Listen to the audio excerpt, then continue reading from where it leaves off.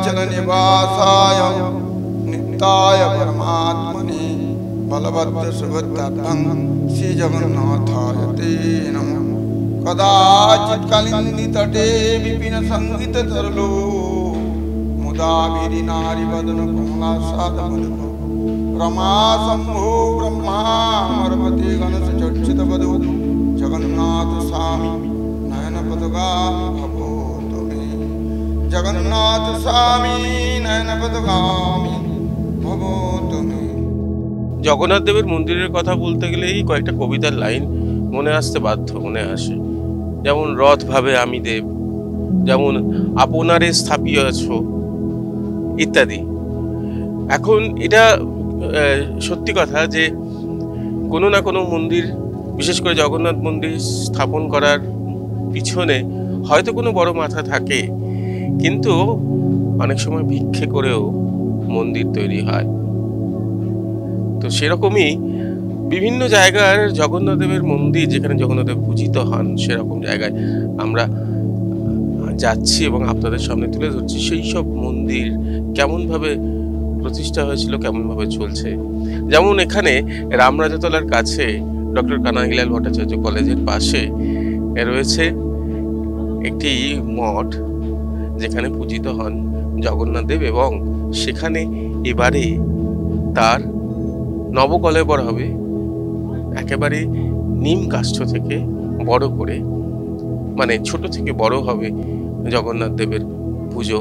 নতুন করে বলতে পারেন স্থাপন করা হবে, নতুন করে শুরু হবে যাত্রা, রথযাত্রা। তবে এর শুরুটা হয়েছিল ভিক্ষে করে।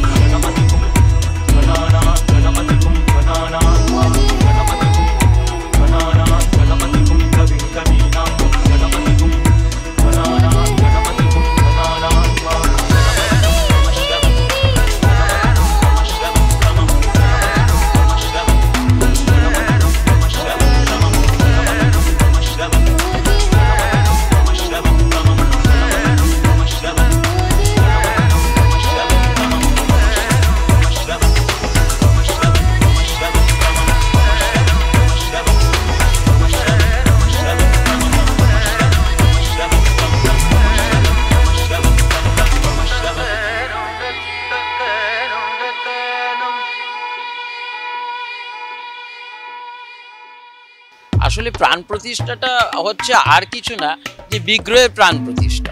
সেটা যে কোনো দেবদেবী হতে পারেন, তার যে প্রাণ প্রতিষ্ঠা তার একটা নির্দিষ্ট পদ্ধতি আছে। এবারে আমি একজন লেম্যান, আমি এটা বলতেই পারি, যিনি এত সুন্দর একটা প্রাণবন্ত প্রতিমা, একটা বিগ্রহ তৈরি করলেন, তাহলে কি তার মধ্যে প্রাণ নেই? আমি তো যখন নাকি এই ঠাকুর দেখতে যাচ্ছি, পুজোর ব্যাপারটাকে আমি ছেড়ে দিচ্ছি, একবারে ওই জায়গা থেকে ছেড়ে দিচ্ছি। তো আমরা বলি না কি প্রাণবন্ত হয়েছে, এত সুন্দর, পুরো মানে মেলাতে পারছি না। এরপরেও কেন প্রাণ প্রতিষ্ঠা? আমাদের মানুষের ক্ষেত্রেও হয় যে আমরা কি মরে গেছি কোনো একটা ব্যাপারে, আমরা খুব উজ্জীবিত হয়ে পড়লে বা আমাদের অ্যাক্টিভিটিসটা যদি খুব সক্রিয় হয়, পজিটিভ হয়, তখন কিন্তু আমরা বলি যে একেবারে প্রাণবন্ত। আরে মানুষটা কি প্রাণবন্ত ছিল না? প্রাণ আছে বলেই তো সে প্রাণী, এবং মানুষ বা জীব যে কোনো হতে পারে। তাহলে এই প্রাণবন্তটা হলো কি করে? কোনো একটা নির্দিষ্ট ঘটনা তার পেছনে কাজ করছে। হয়তো সেটা ভালো দিকেও হতে পারে, খারাপ দিকেও হতে পারে। দেবতার ক্ষেত্রেও আমরা সেই একই কথা বলবো যে অত সুন্দরভাবে শিল্পী তার শৈল্পিক পরিচয় দিলেন, তার শিল্প সত্তার একেবারে পরাকাষ্ঠা দেখালেন, তা সত্ত্বেও যখন তার আমরা একবারে বাহ্য পূজার ক্ষেত্রে যাব বা তার পুজোর ক্ষেত্রে যাব, তখন এই প্রাণ প্রতিষ্ঠাটা জরুরি হয়ে পড়ে। যেভাবে নাকি একটা উজ্জীবিত হয়ে পড়ে, তখন প্রাণবন্ত হওয়ার মতো আমাদের একটা প্রাণ প্রতিষ্ঠার ব্যাপার আছে। তো সেখানে আমরা দেখতে পাচ্ছি এই মন্ত্রগুলোর মধ্যে অসাধারণ একটা শক্তি আছে, সেই জন্য আমরা মন্ত্র শক্তি বলি। আর শব্দ যে ব্রহ্ম, তার একটা বিরাট উদাহরণ হচ্ছে যে আমি কাউকে যদি গালাগাল করি, সে আমাকে কিন্তু পাল্টা আঘাত করবে, মানহানির মামলা করবে। আবার কাউকে যদি ভালোবাসি, সে কিন্তু আমাকে ভালো ব্যবহার করবে। তেমনি এই মন্ত্রের একটা শক্তি আছে। এর মধ্যে আমরা কি পাই, যে বিগ্রহটা তৈরি করা হলো, সেই বিগ্রহের মধ্যে সব কিছু থাকা সত্ত্বেও কোথাও একটা ন্যূনতা আছে, কোথাও একটা কম কিছু আছে। সেই বিষয়টাকে কিন্তু এই মন্ত্রের দ্বারা আমরা করি।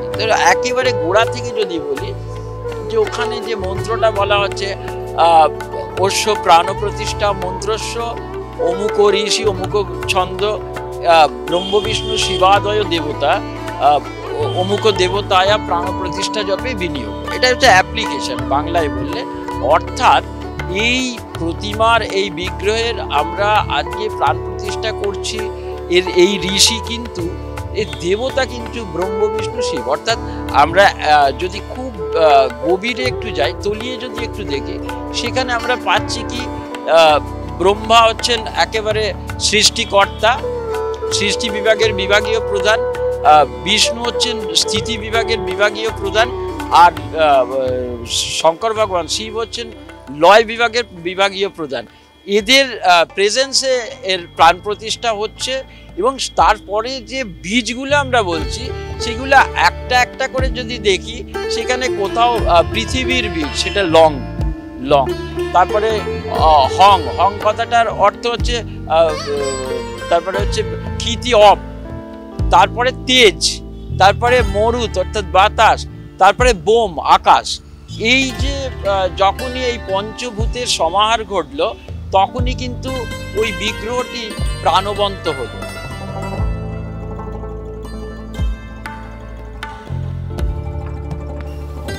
আর এই মন্দির ভিত দেওয়া হয়েছিল সরস্বতী পূজাতে। তারপরে এই যে জগন্নাথ দেখছেন, জগন্নাথ 2002 সালে নিয়ে আসা হয়েছে। আমি 83 সালের পরে 84 সাল থেকেই ছোট রথ খেলতাম, ছোট জগন্নাথ দিয়ে। সেটাই শুরু এই মন্দিরের মধ্যে, তারপরে একটু একটু রাস্তায়। তারপরে 2002 সাল থেকে এই বড় জগন্নাথ এবং বড় একটি রথ হয়, সেই রথের ছবি আপনাদেরকে দেবো আমি। এইভাবে রথ হয়ে আছে। এখন রথে 9 দিন অনুষ্ঠান হয়, বিভিন্ন জায়গা থেকে মহারাজরা আসেন, 7 দিন ভাগবত কথা হয় মাঝখানে। আর রথে প্রায় 100 দিনের ভক্ত নিয়ে রথ পরিক্রমা করা হয়, সজা রথ এবং উল্টো রথ।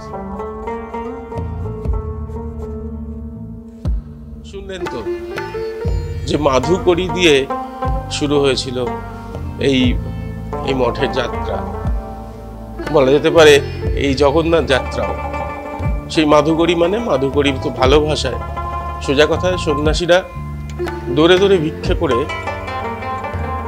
এই মন্দির, এই পুজো চালিয়ে নিয়ে গেছে। এখনো চলছে, সগৌরবে চলছে। ওই যে কথায় আছে যে তিনি রয়েছেন যখন, তিনি চালিয়ে নিয়ে যাবেন, চড়েই বেতি চলবে। ভক্ত সমাগম হয়, এখনো রথযাত্রা হয়, এবারে নবকলেবর হচ্ছে, চলছে। আর আপনাদের তো জানানো রইলই, এইবারের রথে এই পথেও আসতে পারে। সুরজিতের সঙ্গে প্রীতম দে, ক্যালকাটা।